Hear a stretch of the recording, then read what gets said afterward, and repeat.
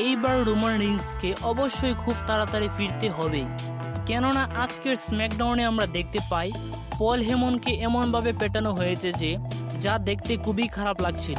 এই প্রথম আমরা পল হেমনকে দেখতে পেলাম যে পল হেমন এত মার খেয়েছে সোলো সিকাও এবং নিউ ব্লাড লাইনের টিম মেম্বারদের থেকে।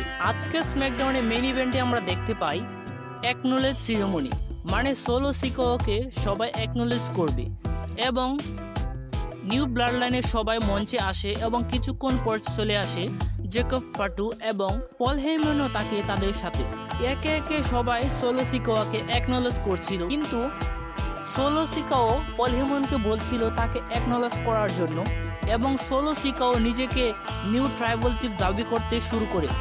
কিন্তু পল হেমন তো সোলো সিকাওকে কোনোভাবেই ট্রাইবাল চিফ ভাবতে পারবে না, কেননা সে জানে তার real tribal chief Roman Rings এবং সে রোমান রিংস ছাড়া কাউকেই অ্যাকনোলেজ করবে না।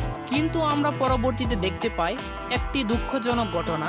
সেখান থেকে আমরা দেখতে পাই পল হেমনকে মারধর শুরু করতে দেখা যায় সোলো সিকাওকে, জেকব ফাটুকে, এবং আমরা দেখতে পাই অ্যানাউন্সার টেবিলে রেখে তাকে ইচ্ছামতে মারধর করা হয়। পল হেমনকে এভাবে দেখে সত্যি খুব খারাপ লাগছিল।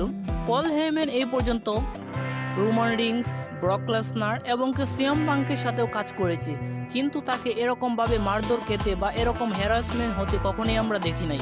আজকের ভিডিও এই পর্যন্তই। আমাদের চ্যানেলে নতুন হয়ে থাকলে অবশ্যই প্রতিটি ভিডিওতে লাইক, কমেন্ট এবং সাবস্ক্রাইব করে পাশে থাকবেন। ধন্যবাদ সবাইকে।